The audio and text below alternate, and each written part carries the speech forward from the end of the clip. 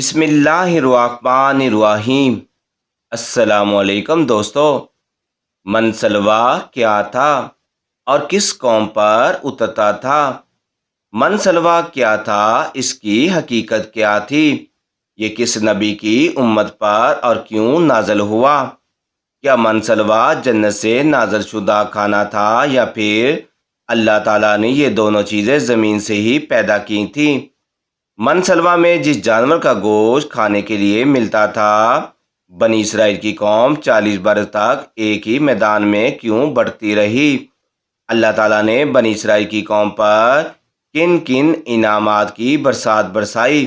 اس کے باوجود وہ کیوں اتنے بھٹک گئے اور اللہ تعالیٰ کی نافرمانیوں میں کیوں پڑ گئے؟ بنی اسرائیل ایک ایسی قوم گزری ہے کہ جس پر اللہ تعالیٰ نے بے شمار انبیاء اکرام علیہ السلام بھیجے، مگر یہ قوم راہ راست پر نہیں آئی اور اللہ کی نافرمانیوں میں مشغول رہی۔ اللہ تعالیٰ نے بنی اسرائیل پر بے شمار انعامات کی برسات بھی فرمائی۔ قرآن مجید سورہ بقرہ ایک آیت میں ارشاد باری تعالیٰ ہے، ہم نے تم پر بادل کا سایہ کیا اور تم پر من مسلوا اتارا اور کہہ دیا کہ ہماری دی ہوئی پکیزہ چیزیں کھاؤ، اور انہوں نے ہم پر ظلم نہیں کیا، البتہ وہ خود اپنی جالوں پر ظلم کرتے تھے۔ جب فرعون دریائے نیل میں غرق ہو گیا تو اللہ تعالیٰ نے بنی اسرائیل کو حکم فرمایا کہ قوم ہملاکا سے جنگ کر کے ملک شام کو آزاد کرواؤ، چونکہ یہ قوم نہایت ظالم اور جنگ کی ماہر تھی۔ اس کے باوجود ان 6 لاکھ بنی اسرائیل نے جنگ سے انکار کر دیا اور اس نافرمانی کی یہ سزا ملی کہ وہ 40 سال تک 27 میل کے رقبے پر مشتمل ایک ہی میدان میں بڑھتے رہے۔ وہ لوگ سامان اٹھا کر سارا دن چلنے کے بعد رات ایک جگہ پر پہنچ جاتے اور جب صبح ہوتی تو وہ وہیں موجود ہوتے جہاں سے چلے تھے۔ اس جگہ کو میدان تیہ یعنی بھٹکنے پھرنے کی جگہ کہا جاتا ہے۔ اللہ کے پیغمبر حضرت موسیٰ علیہ السلام بھی اس میدان میں تشریف فرما تھے۔ میدان تیہ میں ہونے والی عطائیں حضرت موسیٰ علیہ السلام کی دعا سے بنی اسرائیل پر اللہ تعالیٰ نے اس میدان میں بے شمار انعامات عطائیں نازل فرمائیں۔ بنی اسرائیل کے کھانے کے لیے ہفتے کے دن کے علاوہ روزانہ آسمان سے 2 کھانے اترتے، جنہیں من اور سلوا کہا گیا۔ سلوا کے بارے میں مفسرین کے مختلف اقوال ہیں۔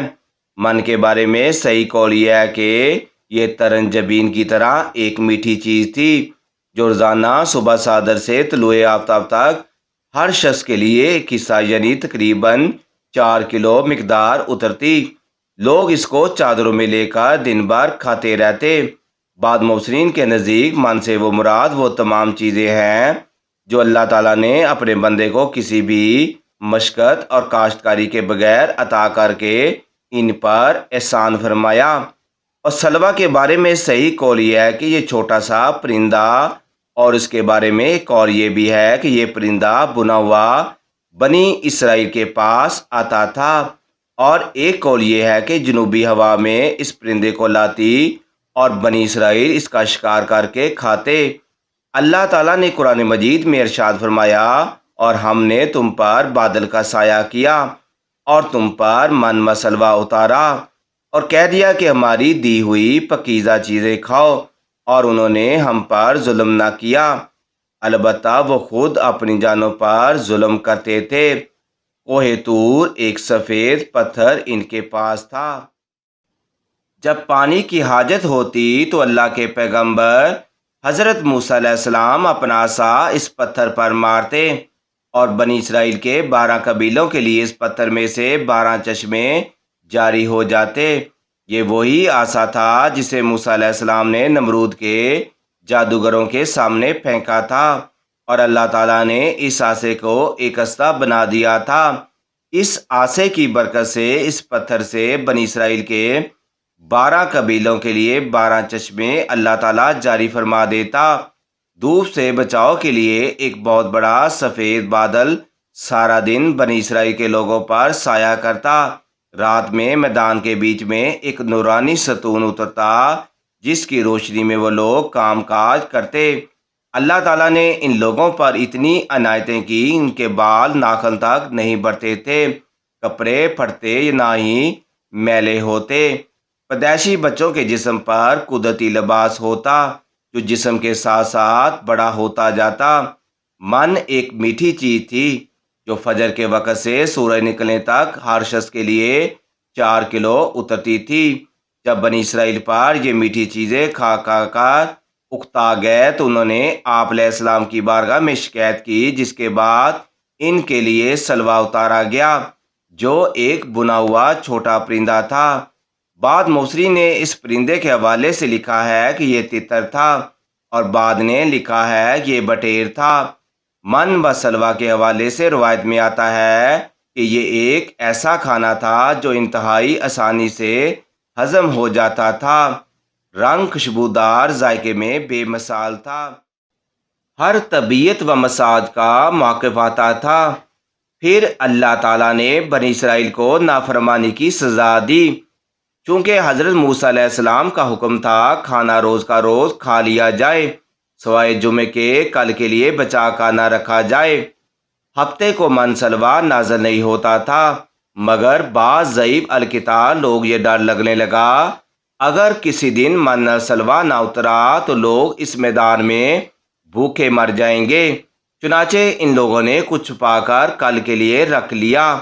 تو نبی کریم صلی اللہ علیہ وسلم نے اس حوالے سے بڑی تفصیل سے بیان فرمایا کہ اللہ کے پیغمبر حضرت موسیٰ علیہ السلام کی اس نافرمانی سے ایسی نیوست پھیل گئی، جو کچھ لوگوں نے کل کے لیے جمع کیا تھا وہ سب سڑ گیا اور آئندہ کے لیے اس کا اترنا بند ہو گیا۔